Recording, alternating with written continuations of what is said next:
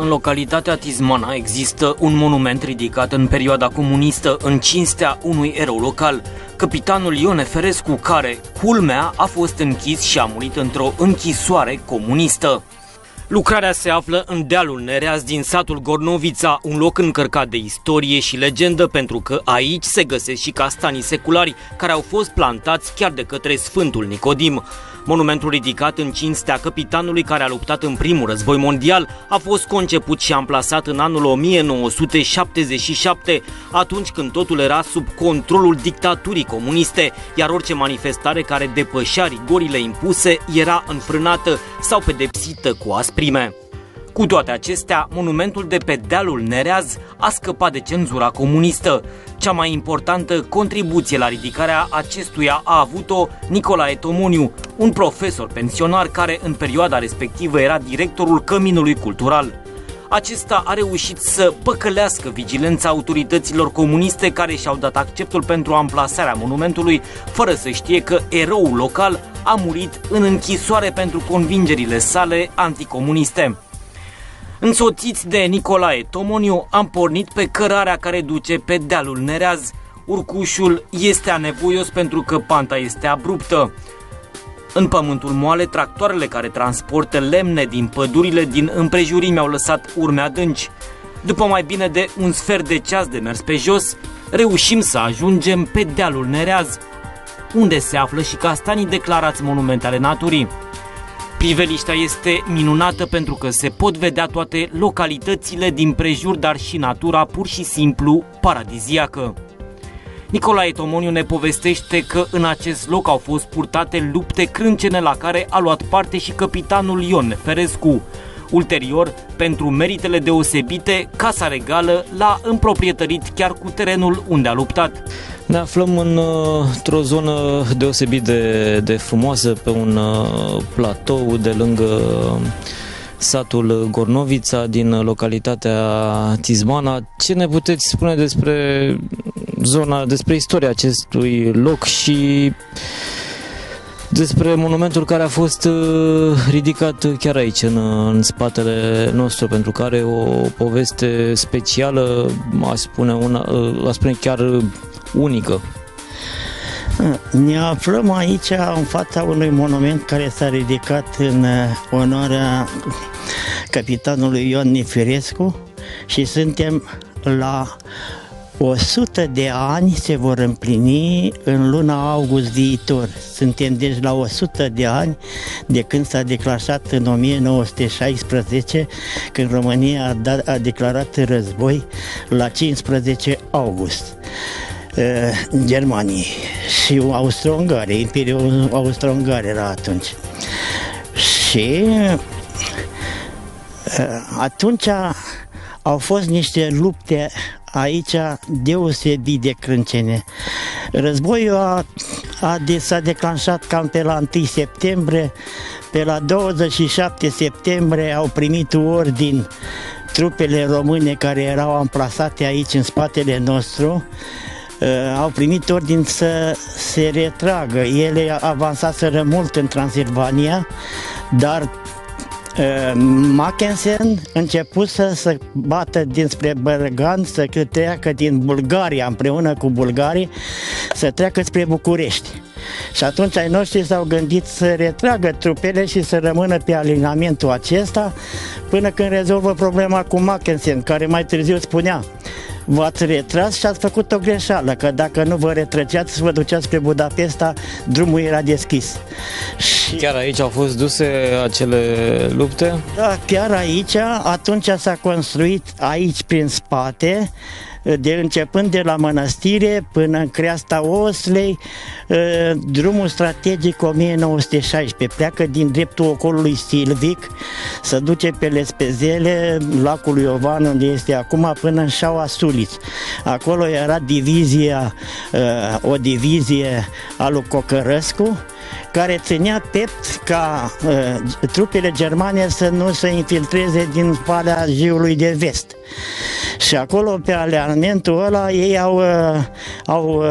și-au amenajat poziții de trage și au respins împreună cu cei de la Dobrița, cei de la Vulcan, au respins într-o primă fază ofensiva. Ceea ce Dragalina deja spunea, să întind prea mult și nu o să poată să aprovizioneze armata și atunci îi vom priduri. Și asta a fost prima ofensivă a lor. Dar între timp, ei s-au infiltrat, inclusiv și-au pus puncte de observație, au văzut terenul și au reluat ofensiva în noiembrie, pe 16 noiembrie, și având toate detaliile și s-au orientat doar spre, nu s-au întins ca aici, unde nu reușiseră să răzbată, au luat pe pasul Vulcan, pe Parângu și pe la Săcelu. Iar aici ei n-au putut să treacă pentru că erau bine organizată armata română. După cum se știe, trupele române s-au retras pe alamentul de la Mărășești și Oituz și după terminarea războiului ei au revenit, au fost decorați, iar capitanul Neferescu a revenit aici. Regele și Casa Regală i-a donat pe toți cei care își avuseseră fapte de vitejie, i-a decorat cu medalia Mihai Viteazu și le-a dat teren. Aici a dat terenul acesta pentru că ei amplasaseră, aici era un loc de tragere, era amenajat că la fel făcea parte din diviziile lui Dejoianu, lui Cocărăscu, lui Dumitrescu, care era la Baia de Aramă, și i-a dat exact pe unde ei au opus prima rezistență contra trupelor austriece și ungare. A fost împroprietărit chiar de către rege. De rege, nu numai el. Lui i-a dat aici pentru că el aici avusese, chiar în timpul războiului, avusese amplasamentul unor divizii și le-a dat la toți cei din Tizmana, regele. Ei au pus în valoare toată zona asta pentru că este aici. Păcat că e greu de urcat cele 12-10 minute. Accesul e mai dificil. Accesul e mai dificil, însă e o zonă extraordinar de frumoasă. Și aici organiza Neferescu, și amenajase platoul acesta și organiza hore, veneau lăutari și la culesul viilor, că beau must, mâncau pastramă, și făceau aici chermeze în care era invitat chiar și regele Mihai. O să filmăm vreodată. Regele Mihai, spuneți că a fost aici la petrecerile câmpenești? Regele Mihai invita întotdeauna când este Sfinții Mihail și Gavril, invita totdeauna eroii primului război mondial. Deci în interbelic, regele făcea chermeze și inclusiv la Tizmana. La schitul de sus, care are tot hramul Sfinții Voievozi, la schitul Cioclovina de jos, el făcea praznic. Așa cum a făcut acum câțiva ani, a făcut Teofan, mitropolitul Teofan. Și el venea la Tizmana, juca în horă, n-a jucat chiar horă, că multe se laudă că au jucat, am scris eu în revista Semănătorul, nu se laudă, multe fete că se laudă că au jucat, dar nu cu el. A jucat în horă, iar el a luat, când s-a fost învârtită, a luat pălăria unui cioban de aceea care era îmbrăcat frumos, ciobănește, a pus-o în cap și a făcut-o învârtită cu o fată din Ungureni. Profesorul Nicolae Tomoniu ne povestește că în anul 1974 soția lui Ion Neferescu l-a contactat și a propus să ridice un monument pe dealul Nereaz, în cinstea capitanului care a luptat în primul război mondial.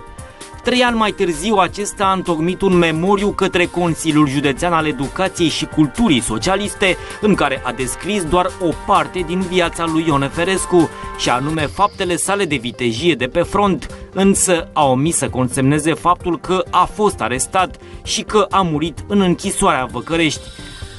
Mai mult decât atât, pentru ca autoritățile comuniste să aprobe ridicarea monumentului, profesorul Tomoniu a mai menționat că eroul local a murit înainte de al doilea război mondial.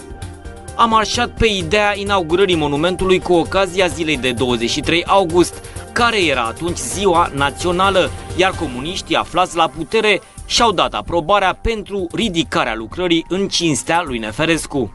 Cum a fost ridicat acest monument? Pentru că a fost o perioadă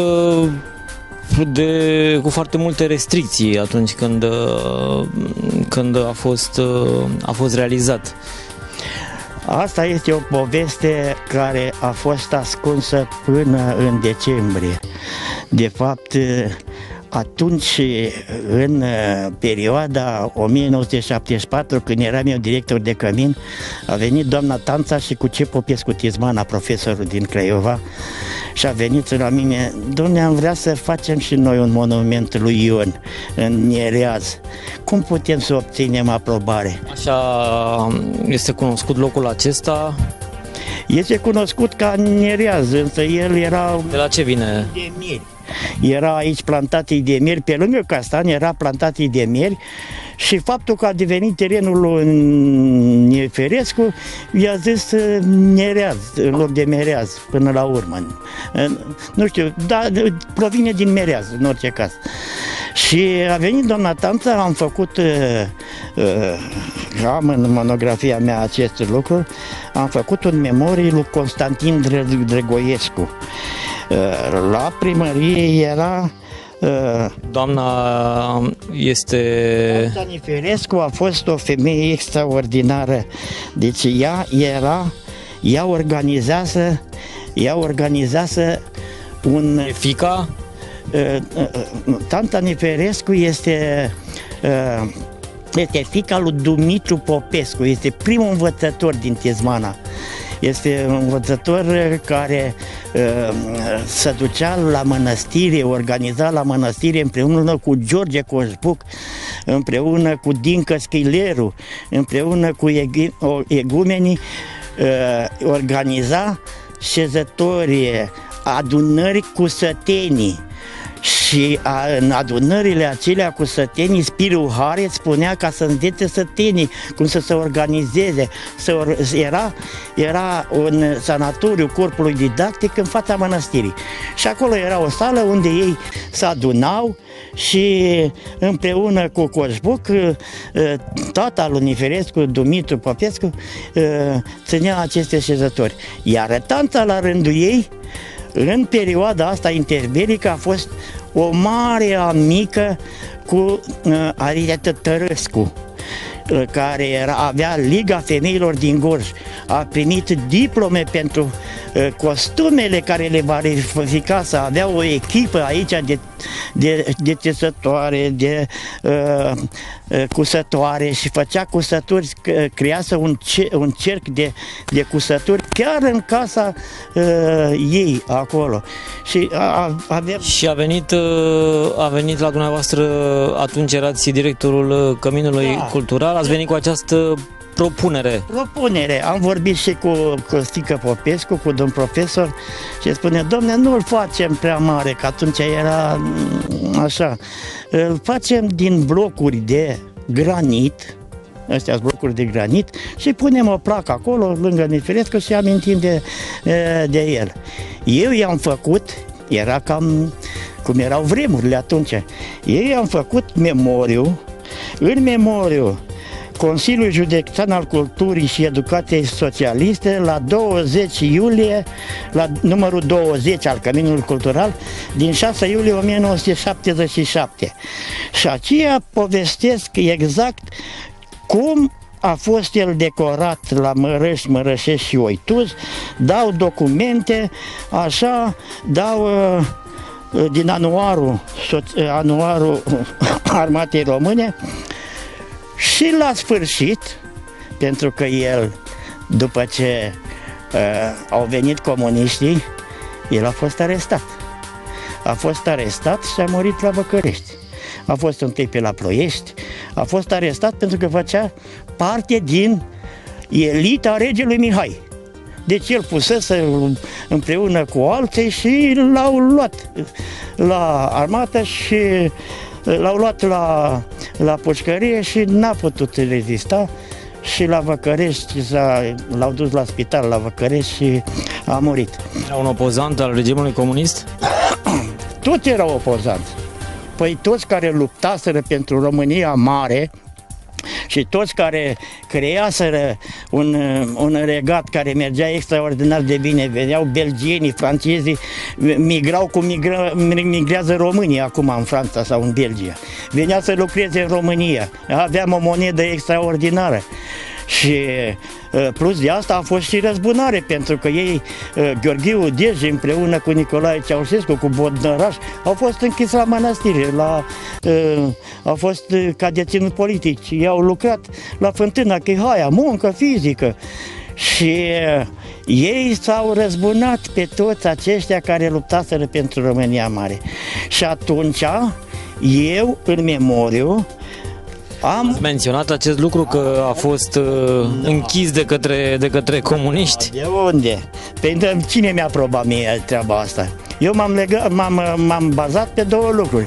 Era Chirculescu, era cum erau înainte, Vasile Chirculescu, secretar cu propaganda la comună. Un ciocănar luat de acolo, cum era peste tot în țară, și pus acolo ca să facă educație socialistă lumii. Dar ăsta nu, era în afara lucrurilor.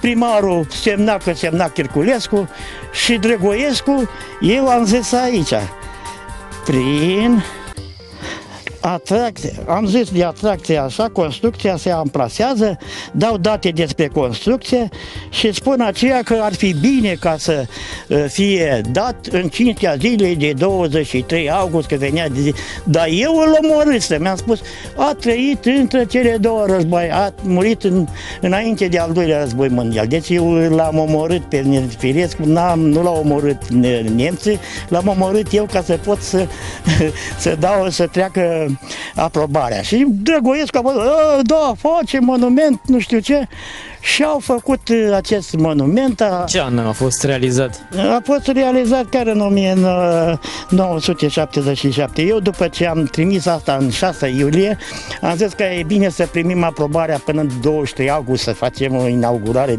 Nu s-a făcut nicio inaugurare, bineînțeles că e de 23 august, erau ocupați cu parade, cu nu știu ce, cu armata sovietică care ne-a eliberat, era alte nebunii, nu era ca aceea.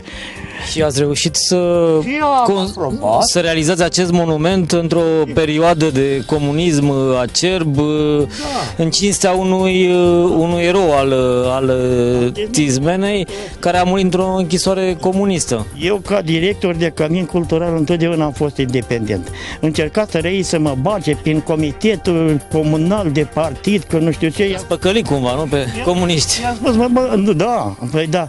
Și eu le-am spus, băiete, uite, eu vin aici la ședință și vin la voi, vin la ora 8 în primărie și plec la ora 4. Cine face activitate culturală? Eu vin la 4 și plec noaptea de la cămin. Pe mine mă lăsați în pace cu alte funcții, cu alte chestii, nu mă băgați în treburile voastre. Profesorul Tomoniu a reușit să obțină aprobarea comuniștilor datorită ignoranței acestora. A riscat enorm pentru că ar fi putut fi aspru pedepsit dacă autoritățile și-ar fi dat seama de faptul că au fost induse în eroare și că au acceptat ridicarea unui monument în cinstea unui opozant al comunismului. Lucrarea are și o valoare arhitecturală, fiind concepția unui specialist care a studiat la Roma. Cum a fost construit? E o placă din marmură pe care sunt... E o placă de marmură. Este anumit înscris. Al Ordinului Mihai Viteazul și Legiunea de Onoare a Franței pentru luptele de la Mărășești și Uituz. Dar el, după ce s-a terminat războiul, s-a dus la Mărășești și a luat tunurile de la bateria regimentului 18 Gorj și le-a adus la Târgu Jiu și le-a pus la podul Jiului. Comuniștii n-au aflat niciodată de acest monument și de faptul că acest capitan Neferescu a murit într-o închisoare comunistă? Erau ignoranță, nu se interesa ei de cultură sau de patrimoniu. Ei aveau ca să ne ia, să ne ducă la Lelești, la cules de mere, la Peștișan, la cules de porumbi. Aia era pentru că primeau prime. Era pe interes. Ei aveau pivnițele pline, iar eu ca profesor mă duceam la magazinul de muncitori unde era ăștia ifetul și mă rugam, dă și mie un sac de mălai să dau la porc. Deci erau alte vremuri, nu se pot compara. Ăștia n-avea treabă de așa ceva. Iar oamenii... Nu va lua nimeni la întrebări cu privire la ridicarea acestui monument? Nu, pentru că familia a fost discretă, a pus și a fost făcut de arhitectul Zică, care a făcut Bele Arte la Roma. Și ăsta și-a dat seama de valorificarea... Cum ați reușit să ajungeți la acest arhitect? Eu am participat practic la construcția asta, revin familiei, dar mi-a povestit Costică Popescu, ce Popescu Tismana, mi-a povestit cum să face. El a zis, domne, aici așa e, voi stați pe un platou de granit.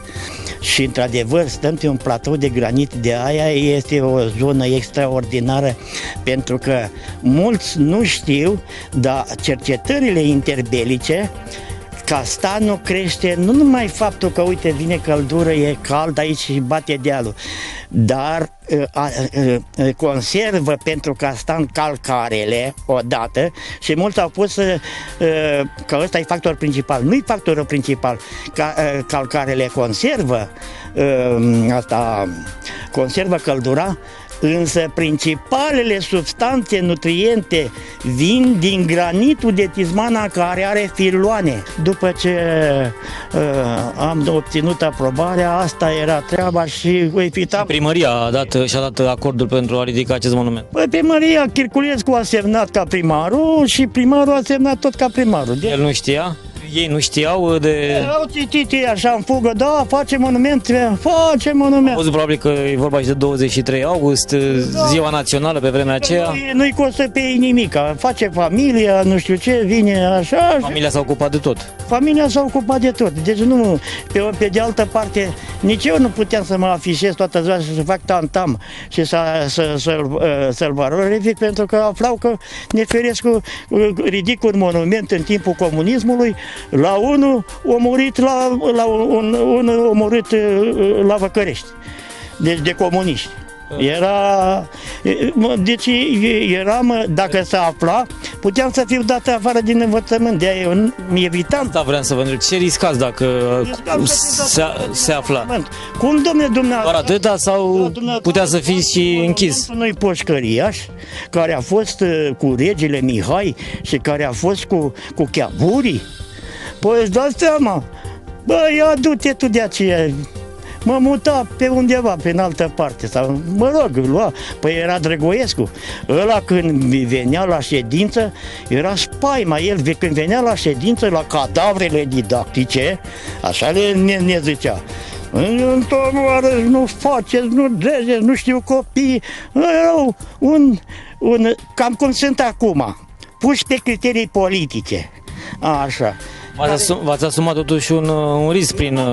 Dar nu puteam, eram director de cămin, oamenii apelaseră la mine, eu cunoșteam familia Neferescu și să vă spun, Neferescu nu are numai pământ, ci are și pe aceea încoace și eram vecini cu pământul, cunoșteam, era prietenă tanta Neferescu cu taică-meu care a luptat și el Taică mi-mi povestea cum a fost la datoria dumneavoastră de om al locului să vă ocupați de realizarea acestui monument până la urmă. Taică mi-a povestit cum a luptat la Cotul Donului, cum i-a răzbit acolo la Marea de Azov.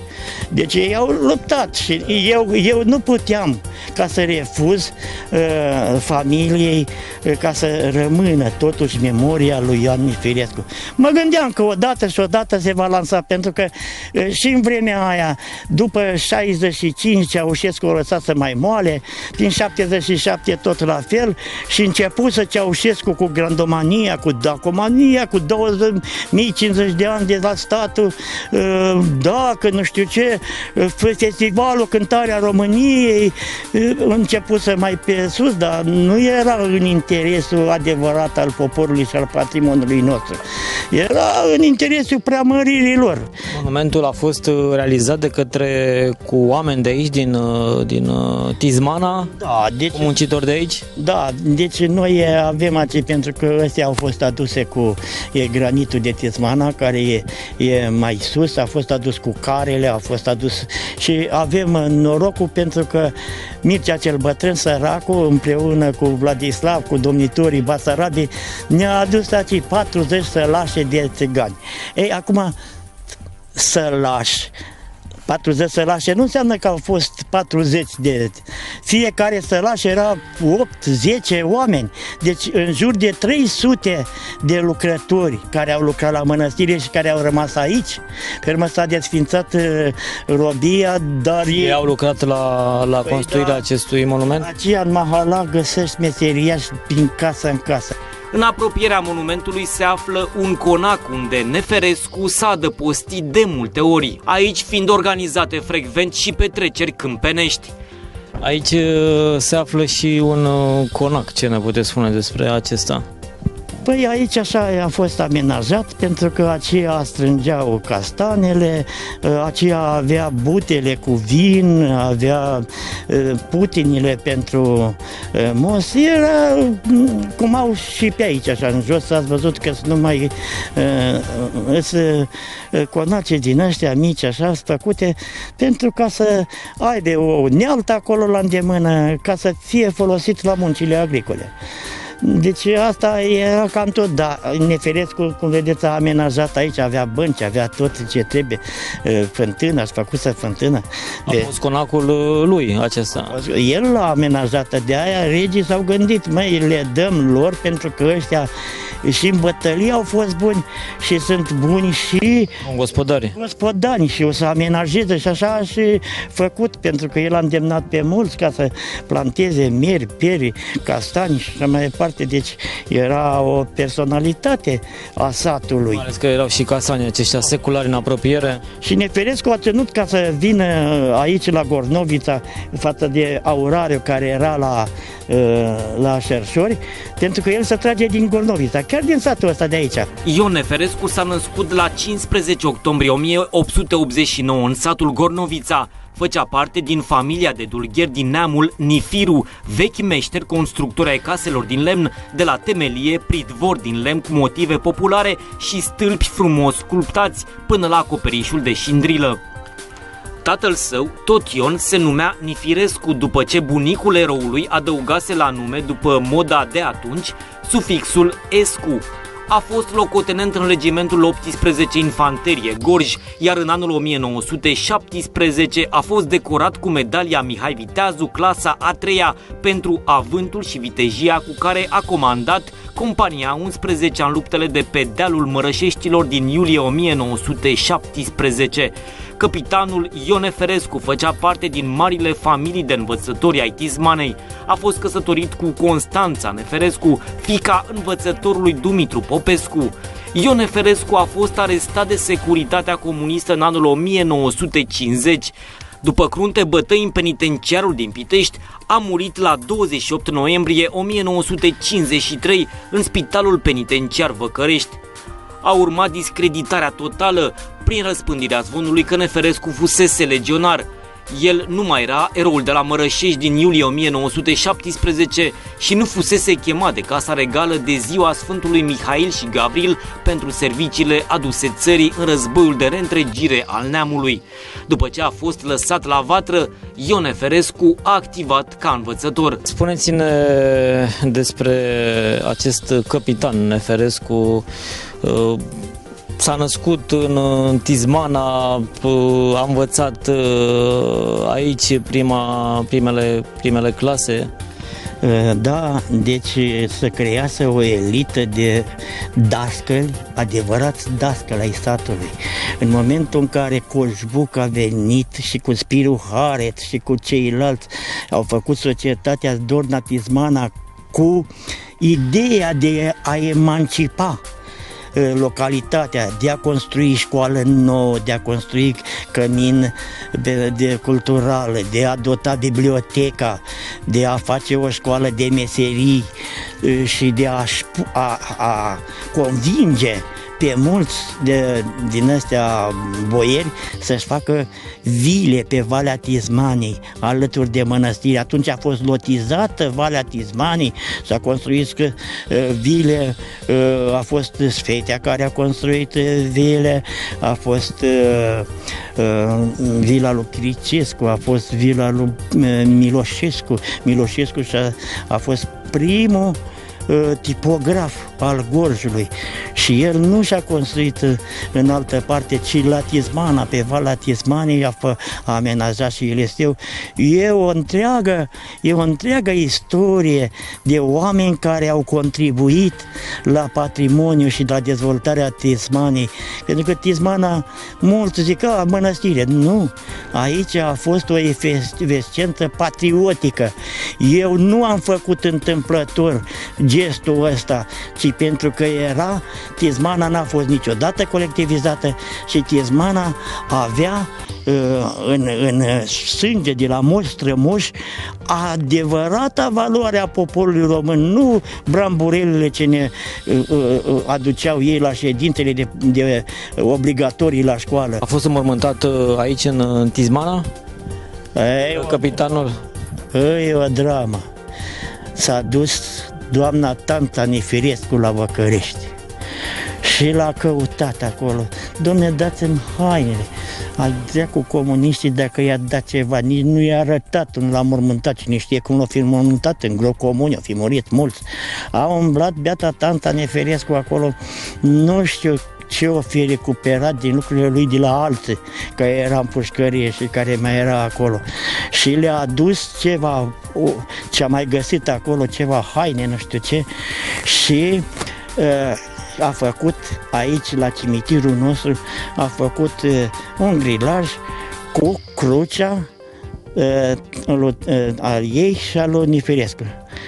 Și atâta scrie pe crucea lor, pentru că a construit-o pe timpul comuniștilor.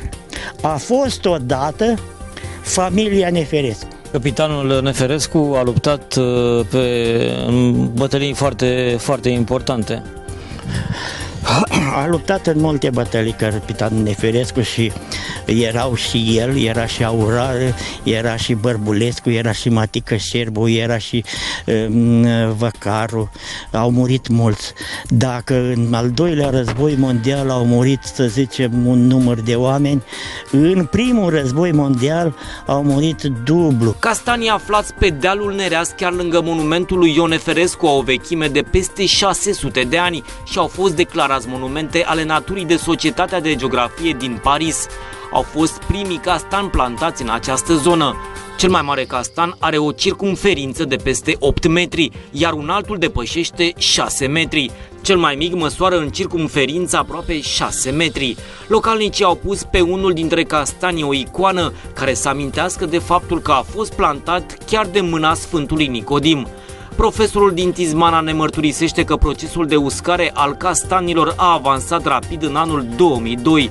Acesta spune că există o metodă prin care castanii ar putea fi conservați mult mai bine și să fie feriți de intemperii. Povestiți-ne istoria acestui castan care a fost declarat monument al naturii. Acest castan care se află în spatele nostru are peste 600 de ani, a fost declarat monument al naturii de Societatea Geografie din Paris și a fost încă de pe vremea lui Nicodim unul dintre primii castani, pentru că profesorul regal Ioan Conea, împreună cu C. Popescu Tismana, cu natul Neferescu, scriu în cartea lor Tismana și împrejurimile ei. Și atunci Sfântul Nicodim a plantat pe dealurile din jur castani și viță de vie, care unele exemplare din vița de vie mai sunt și astăzi. Dar castanii s-au întins și au făcut păduri. E o pădure la vest, în pădurea Pocruia de castani, și pădurea de aici e Roni. Și ei, aceste castani au fost îngrijiți încă din acele vremuri. Și acest castan s-a uscat în toamna anului 2000, când a fost atunci 2002. În 2002 a fost o secetă mare și, cum vedeți, pe aici treceau carele și apa nu mai am putut să mai vină la el și s-a dus pe partea asta. Pe urmă a venit mana castanului și atunci s-a uscat tot. După cum vedeți, sunt cei mai mulți. Este și o icoană pusă pe acest castan de către cei de la mănăstirea Tismana. Nu, e făcut de localnici. Mănăstirea Tismana a făcut prin sate, dar aici, ea că a făcut troița asta, familia lui Neferescu, aici a plantat cineva din sat, a plantat o icoană, probabil că preotul Pigui, care este aceea la Biserica Gornovița, care ea însă și este monument de arhitectură, un vechi monument. Credeți că se va mai păstra acest casă, pentru că este foarte uscat și riscă să se prăbușească la un moment dat? Da, eu împreună cu Vasile Surcel, săracul, Dumnezeu să-l ierte, am făcut un proiect ca să îl protejăm, să îl ignifugăm exact după metoda care a fost făcută la Teiul lui Eminescu.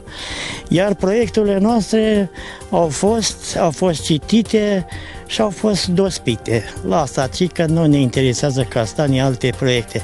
E păcat, pentru că nu s-a îngrijit nici măcar Societatea de Geografie sau, mă rog, oamenii, pentru că se cunoaște, sunt cărți care vorbește despre castanii. De-abia acum este un proiect în care la Festivalul Castanului, cum aici a fost acum, s-a expus metoda că există o ciupercă care mănâncă ciuperca care s-a cancerul de scoart, cum îi zic ei. De fapt e o mană, e ceva biologic. Credeți că ar putea fi salvat prin tratamente? Normal. Sau e destul de bătrân și nu mai poate fi...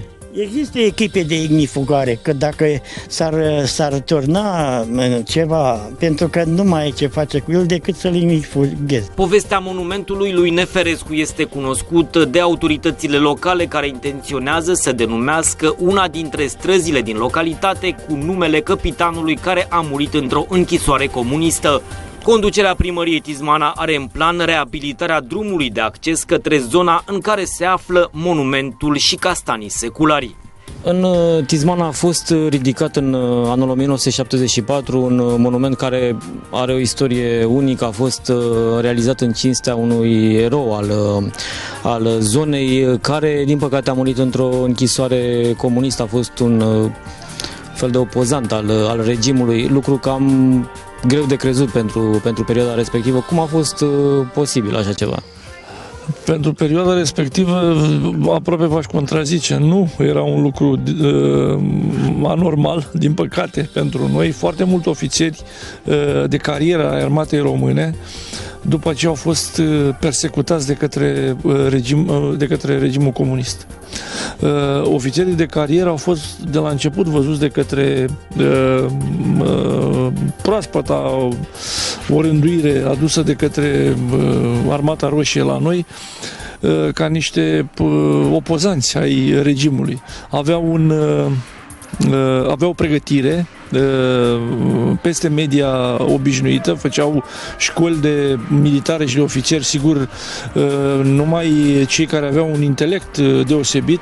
După aceea, fără discuție că din rândul lor s-au ridicat mari patrioți și au jertfit mulți dintre ei viața pe câmpurile de bătălie și sigur, la vremea respectivă, deci imediat după al doilea război mondial, au fost, din păcate, persecutați.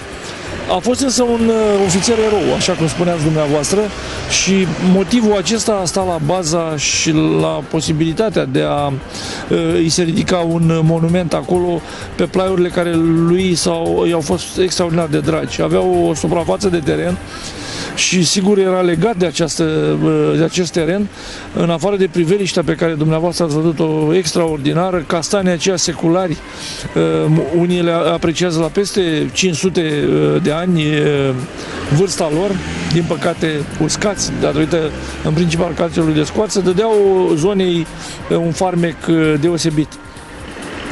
Despre acest capitan, sigur, sunt episoade legate de bătălia de la Jiu, sunt episoade legate de aducerea rămășițelor Ecaterinei Teodoroiu, tunurile de care vorbeam înainte de la podul Jiului.